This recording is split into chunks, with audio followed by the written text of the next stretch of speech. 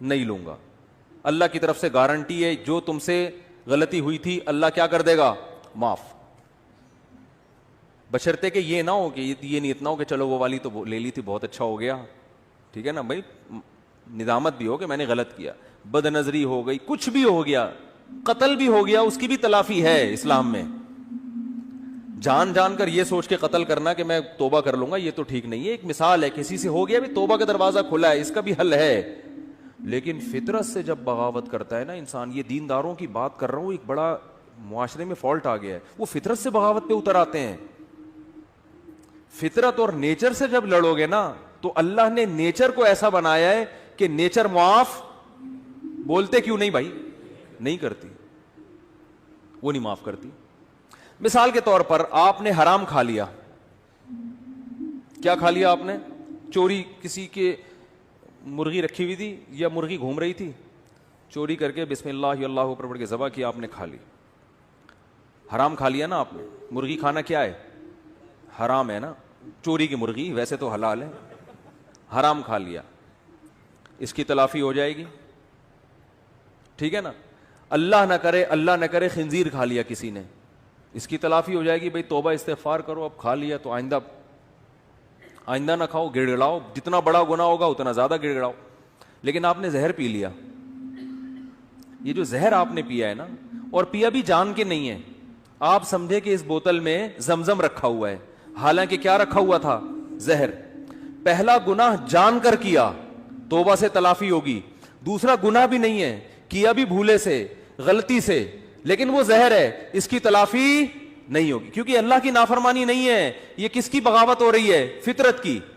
فطرت تو یہ بھی نہیں دیکھتی کہ تو جان کے غلط کر رہا ہے یا غلطی سے غلط کر رہا ہے.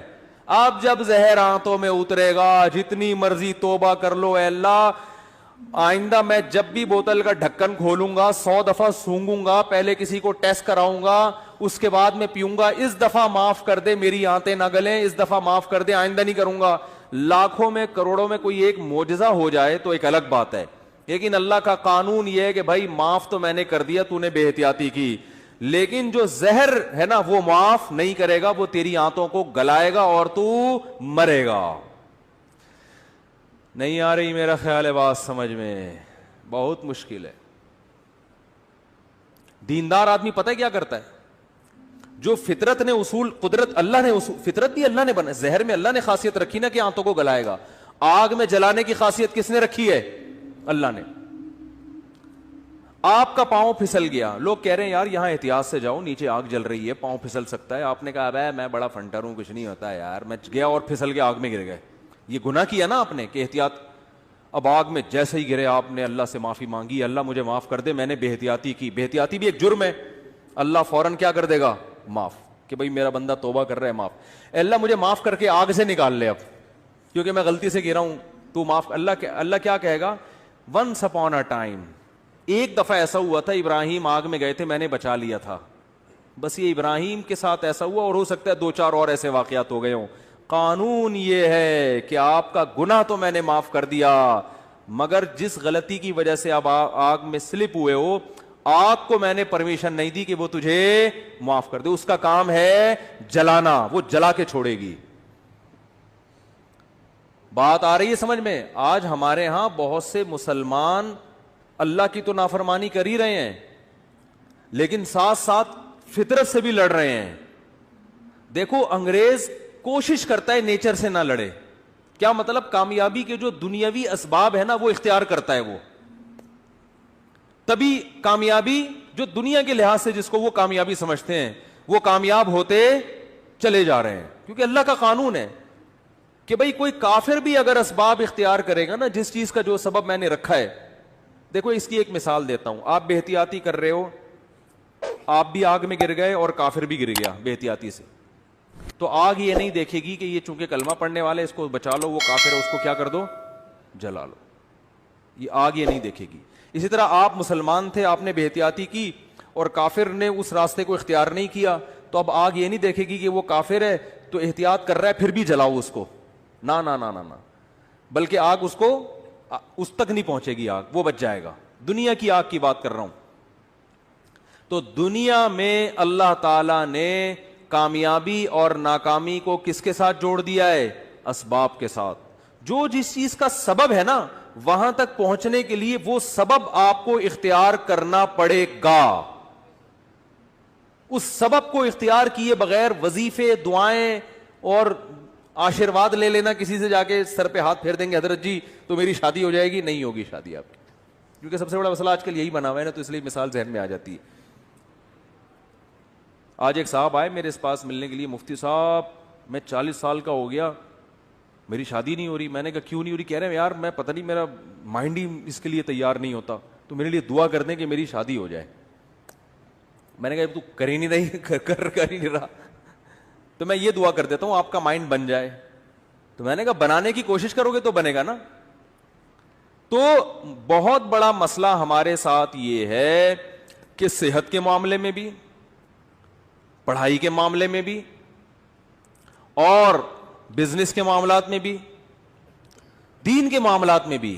دین میں بھی تو یہ ہے نا کہ جنت کے اسباب اختیار کرو گے تو کہاں جاؤ گے؟ جنت میں. تو اس میں بھی جنت کے اسباب بھی اختیار کرنے کے لیے تیار بولو نہیں ہے. جنت کے اسباب ہے گناہ چھوڑو, گناہ نہیں چھوڑتے, اور پتہ نہیں ایران توران کیا کچھ کر لیں گے, وظیفے پڑھ لیں گے, 5 لاکھ دفعہ آیت الکریمہ پڑھ لی, فلاں نے پڑھ لی, یہ کر لیا, وہ کر لیا, اور فلاں کو کھانا کھلا دیا. بھائی جنت میں جانے کا سب سے پہلا سبب کیا ہے؟ کہ جس چیز کو اللہ نے حرام کہہ دیا اس سے آپ کو بچنا ہے. گناہ چھوڑنا ضروری ہے. اپنے عقیدے کو توحید کے بغیر جنت میں نہیں جا سکتے. کتنے اچھے بن جاؤ, شرک پر اگر ہے. دیکھو جیسے دنیا کا کے اسباب ہوتے ہیں نا, کہ جب تک محنت نہیں کرو گے, صحت کی کوشش نہیں کرو گے تو صحت بنتی نہیں ہے. یہ تھوڑی کہ اٹرم پٹرم جو مرضی کھاتے رہو اور آپ پھر بھی صحت مند, ایسا نہیں ہوتا. یہ جو لوگ کہتے ہیں نا فلاں سب کچھ کھا جاتا ہے پھر بھی ٹھیک ہے, ایسا نہیں ہے. ایک وقت اس کو بھی بریک لگانی پڑتی ہے, اس کو روکنا پڑتا ہے اپنے آپ کو. اور جو پھر بھی کچھ نہیں ہو رہا ہے اس کا مطلب ایک ہی دفعہ میں ہونے والا ہے, اس کو ایک ہی دفعہ میں پھٹ جائے گا بیٹھا بیٹھا. کیونکہ جو کچھ ہوتا رہے نا تو انسان پھر بھی تھوڑا سا احتیاط سے چلتا ہے. اس کا مطلب ایک ہی دفعہ میں اس کا کچھ ہونے والا ہے, ٹائٹ طریقے سے دھماکے کے ساتھ پھٹے گا. گرنیڈ ایک ہی دفعہ پھٹتا ہے, اور کلاشن کوف سے گولیاں مسلسل چلتی رہتی ہیں, ٹھیک ہے نا. گرنیڈ کیا ہوتا ہے؟ ایک ہی دفعہ پھٹتا ہے, بس وہ دوبارہ چلنے کے قابل نہیں رہتا. تو آخرت میں جانے کا سبب بھی ہے, تو وہ سبب اختیار کیے بغیر ہم انگریز کو کہتے ہیں نا دنیا میں کامیاب ہے مگر آخرت میں نہیں ہے. کیوں نہیں بھائی؟ تم آخرت کا سبب اختیار کرتے ہی نہیں ہو. آخرت میں جانے کے اسباب کیا ہیں؟ عقیدہ توحید ہے, رسالت ہے, پھر جو اللہ نے جس کو حلال کیا اس کو حلال سمجھو, جس کو حرام کہا اس کو حرام سمجھو. پھر لوگ ہم سے لڑتے ہیں کہ یہ سائنسدان کیوں جنت میں نہیں جائیں گے, انہوں نے تو اتنے نیک کام کیے. او بھائی جنت میں جانے کے لیے تھوڑی کیے انہوں نے, دنیا کے لیے کیے ہیں. تو دنیا آج ان لوگوں کو بڑے اچھے القاب سے یاد رکھتی ہے, یار اس نے بلب ایجاد کیا. اب بلب کے رشتہ داروں کو گالیاں دینا الگ بات ہے, لیکن بلب بنانے والے کو گالیاں کوئی بھی نہیں دیتا. پاکستانی قوم بلب کے رشتہ داروں کو گالیاں دیتی ہے, لیکن بلب بنانے والے کو الحمدللہ گالیاں نہیں دیتی, اور دینا بھی نہیں چاہیے گالیاں. بھائی اس نے ہم پر احسان کیا, بلب بنایا, تو احسان کا بدلہ اس کو دنیا میں مل گیا. اس نے کون سا صدقہ جاریہ کے لیے آخرت کے لیے بنایا تھا؟ تو جو دنیا میں کر رہے ہیں دنیا کے لیے کر رہے ہیں, آخرت میں کوئی حصہ نہیں. اللہ نے بتا دیا تم نے آخرت کے لیے کیا ہی نہیں ہے, کیونکہ تمہارا تو آخرت پر ایمان ہی نہیں ہے. تو اس لیے بات خوب یاد رکھو, صحت کا مسئلہ ہو, گھر میں بچوں کی تربیت کا مسئلہ ہو, پیسے کمانے کا مسئلہ ہو, صحیح ہے نا, جب تک محنت نہیں کرو گے, قانون اللہ کا یہ ہے کہ کخ بھی ہاتھ میں نہیں آئے گا, کخ بھی نہیں آئے گا. کل رات میں مثالیں اس لیے دیتا ہوں تھوڑی سی عبرت کے لیے. کل ہماری ایک جگہ دعوت تھی, بہت ہی اچھے لوگ تھے, وہ دعوت ٹھکرائی نہیں جا سکتی تھی. کھانا کھایا ہم نے 11 بجے رات, اور وہ انہوں نے اتنا کچھ بنایا ہوا تھا, وہ بھی باقاعدہ آرڈر پہ کھایا ہم نے. ابھی میں کیا وہ سن بھی رہے ہوں گے نا بیان. کھایا, اب 11 بجے جب آپ کھاؤ کے سو گے تو آپ کی صحت ٹھیک ہو سکتی ہے؟ پھر آپ کہو چونکہ میں مفتی صاحب ہوں اور لوگ کہتے ہیں عالم ہے, لوگوں کے خیال میں کوئی نیک آدمی ہے. اصل تو اللہ ہی جانتا ہے کون نیک ہے, کون بزرگ ہے, کون عالم ہے, لیکن لوگوں کا ایک اچھا گمان اگر فرض کر لیں تو چونکہ ہم نے 11 بجے کوفتے کھائے ہیں, کوفتے بنائے ہوئے بڑے خاندانی قسم کے, پھوڑ دیے ہم نے, طبیعت سے پھوڑے. اچھا وہ تو میں ان سے کہہ رہا تھا کہ مولانا طارق جمیل صاحب تو رات کو کھانا کھاتے ہی نہیں ہے نا, رات کو کھانا حضرت مولانا تاجر صاحب نہیں کھاتے, وہ اتنے 2-4 نوالے بس, جتنا بھی رکھا وہ نہیں کھاتے, صحت کا خیال کرتے ہیں. تو میں نے کہا یار اتنا تپڑ مجھ میں نہیں ہے, اتنا اچھا کھانا رکھا ہوا ہے اور میں کھاؤں نہیں. تو وہ کہنے لگے, میں نے کہا ہم نے اس کا ایک آلٹرنیٹ تلاش کیا ہوا ہے, کھائیں گے طبیعت سے. تو ہم نے پھوڑا. اب جب پھوڑا ہے تو ظاہر ہے اس پھوڑے ہوئے کو نکالنا بھی تو ہے نا کہیں. تو اس کا حل پھر ہم, میرے ساتھ ایک ہمارے دوست تھے, وہ کافی وزنی ہیں. میں نے کہا بیٹا میں تو نہیں سو سکتا ایسے, میں تو نہیں سو سکتا, یہ تو خودکشی ہے. تو میں نے کہا جب تک یہ جتنی کیلوریز جمع ہوئی ہیں نا یہ برن نہیں ہوں گی نا میں نہیں سوؤں گا. انہوں نے کہا کیسے برن کرنا؟ میں نے کہا پیدل نکلو. تو ہم پھر نکل لیے پیدل, ٹھیک ٹھاک واک کی. پھر ہمارے ایک دوست کا جم ہے یہاں چلا گیا, پھر وہ جو مشین ہوتی ہے نا بھاگنے والی اس پہ بھاگا. میں نے دیکھا, میں نے اس سے پوچھا یار آدھا کلو کڑھائی میں کتنی کیلوریز, میں نے آدھا کلو کڑھائی نہیں کھائی لیکن اس سے ویسے ہی پوچھا ہے کتنی کیلوریز ہوتی ہیں. اس نے کہا کہ پتہ نہیں 100 ہوتی ہیں. تو میں نے کہا جب تک 100 یہاں وہ مشین میں لکھا ہوا تھا نا, اتنا اس پہ میں چلا ہوں اور تیز واک کی ہے کہ جب وہ آئے نا کہ 100 کیلوریز آپ کی برن ہو گئی ہیں پھر ہم مشین سے اترے. ہم نے کہا اب ہمارے لیے سونا کیا ہو گیا ہے؟ بولو نا بھائی, حلال. یہ اتنے نیک ہم بھی نہیں ہیں کہ اتنا صحت کا خیال رکھیں. ونس اپون اے ٹائم ایک واقعہ اچھا آ گیا, ہم نے کہا پارسل کر دو. یہ کرنا پڑے گا آپ کے باپ کو بھی, ورنہ توند نکلے گی, ورنہ عجیب سے ہو جاؤ گے.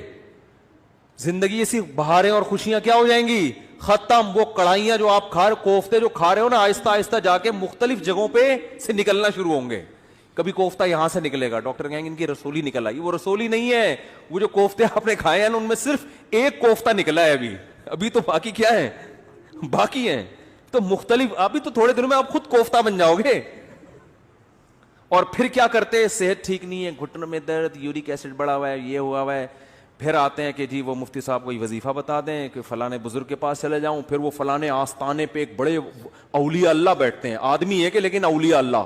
اولیاء تو ولی کی جمع ہے بھائی, ولی اللہ ہوتا ہے, اس کو لوگ کیا کہتے ہیں, اولیاء اللہ بیٹھتے ہیں. اولیاء اللہ تو بہت سارے ہول سیل کے حساب سے کہہ رہے ہیں. وہ فلانے آستانے میں ایک اولیاء اللہ بیٹھتے ہیں, وہ ایسا دم کرتے ہیں بھائی, ان کے پاس جاؤ, ایسا تعویذ ہے. ابے تو کھا کیا رہا ہے, تو کمبخت, تو تعویذوں میں نہائے گا بھی نا کک بھی نہیں ہوگا. اللہ کا قانون ہے بھائی, قانون ہے کہ جتنا کھا رہے ہو نا اس کا وہ یوٹیلائز ہو گئی تو صحت صحیح رہے گی, نہیں ہو رہا تو پھٹ جاؤ گے دھماکے کے ساتھ.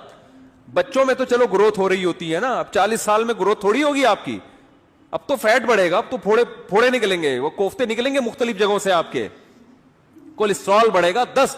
پھر بھی اگر مر جائے آدمی تو پھر اللہ نے مار دیا. اونٹ پہ بیٹھے ہوئے آدمی کو بھی کتا کاٹ لیتا ہے جب انسان کی لکھی بھی ہوتی ہے. لیکن پھر اس بیماری پر گناہ نہیں ملتا بلکہ درجات بلند ہوتے. ہمارے نبی صلی اللہ علیہ وسلم بھی بیمار ہوا کرتے تھے, بخار آیا کرتا تھا, اور آپ فرماتے تھے بخار مومن کے حق میں اللہ کی رحمت. لیکن آپ کو یہ بخار معاذ اللہ بد پرہیزی سے نہیں آتا تھا. سمجھ میں آ رہی ہے بات؟ ایک بیماری اللہ کی طرف سے ہوتی ہے, وہ آپ کی کوتاہیوں کی وجہ سے نہیں ہوتی. وہ بیماری اللہ کی رحمت ہے, اس میں گناہ معاف ہوتے ہیں. آج جو میجورٹی بیمار ہو رہی ہے وہ اللہ کی خوشی سے نہیں ہو رہی, وہ اپنی حرکتوں سے ہو رہی ہے, اور اس میں امیدیں لگا کے بیٹھے میں بہت ثواب ملے گا, میرے گردے فیل ہو گئے ہیں, مجھے بہت زیادہ کیا ملے گا, ثواب ملے گا, میرے گردے فیل ہو گئے. میں نے ایک صاحب کو کہا, میں نے کہا اپنا بی پی چیک کرا لیا کرو, آپ کے مجھے دماغ کی سیٹنگ کیا لگ رہی ہے, آؤٹ لگ رہی ہے. کبھی کبھار نا میں نے کہا چیک کرا لیا کرو, کیونکہ مجھے نہیں لگ رہا کہ آپ کا بی پی نارمل ہے. کہ ابے چیک ویک کرانے سے کچھ نہیں ہوتا, مجھے خود بتا رہے تھے, ابے بی پی چیک کرانے سے, جب یہ تو انہی کو ہوتا ہے جو چیک کراتے ہیں, الٹا ہوتا ہی انہی کو ہے جو بار بار کیا کرتے ہیں. میں نے کہا کتنے بلڈ پریشر کے مریض ہیں ہمارے معاشرے میں, یا تو نہ ہوتا نا یہ, پھر خام خواہ میں وہمی بن کے بلا وجہ جا رہے ہو. وہی ہوا, ان کے پتہ نہیں کوئی رکھ پڑ گئی, ان کی بی پی ہائی تھا, پتہ ہی نہیں چلا ان. اور ایک صاحب کے ساتھ تو ایسا ہوا, ان کو بھی سمجھایا, ان کا تو انا للہ ہی ہو گیا, اللہ تعالیٰ مغفرت فرمائے. بہرحال وہی بات ہے, اللہ تو معاف کر دے گا اگر بعد والے اس کے لیے توبہ استغفار کرے, لیکن فطرت معاف نہیں کرتی. فطرت نے دماغ کی رگ بولو پاڑ دی. اتنا یہ نہیں دیکھا کہ بھئی یہ تو یہ جو آج کل بیماریاں چل رہی ہیں، بلڈ پریشر ہے، پھر اماں ماں باپ کی خدمت میں بھی سب سے بڑی خدمت یہ ان کی صحت کا خیال رکھو. اماں کے دیکھو کھا کیا رہی ہیں، ابا کو دیکھو ابا چھوڑ دو پراٹھے ابا کے پاؤں پکڑو، ابا اس عمر میں پراٹھے سوٹ نہیں کرتے. اور اگر ابا نے پراٹھے کھائے ہیں تو ابا سے بہت محبت کے ساتھ واک کراؤ ان کو کہ ابا مفتی صاحب اگر پٹھان ہوٹل کے پراٹھے کھا لیتے ہیں تو واک بھی کرتے ہیں، ٹھیک ہے نا. آپ نے مفتی صاحب کے بیان سنے کہ انہوں نے ہوٹل کے پراٹھے کھائے ہیں تو ابا پھر وہ دیکھو پھر بھی اللہ کی طرف سے سب کچھ ہو سکتا ہے. بڑے بڑے صحت مند ہم نے دیکھے ہیں دھڑام سے نیچے گئے تو وہ اللہ کی طرف سے ہے نا، وہ تو اللہ سے تو تھوڑی کوئی لڑ سکتا ہے. لیکن قانون یہی ہے اور قانون کو فالو کرو گے تو 99% غالب یہی ہے کہ اللہ کی مدد آئے گی. حکیم محمد سعید صاحب جو ہے نا قانون کو فالو کرتے تھے، نیک آدمی تھے، کبھی تکبیر اولیٰ فوت نہیں ہوتی تھی ان کی. 68 ایئرز میں 68 سال میں ٹینس کھیلتے تھے، ایک ایک دو گھنٹہ. آج کوئی کھیل سکتا ہے؟ 40 سال کا آدمی کمر پکڑ کے بیٹھ جائے گا. اس لیے کہ صحت کے اصولوں پر عمل. بھائی اتنے بجے کھانا ہے، یہ نہیں کھانا. ایک حد تک تو سب کچھ چل جاتا ہے، اٹرم پٹرم برگر شرگر انڈے والا وہ والا ہی پھوڑ دیا.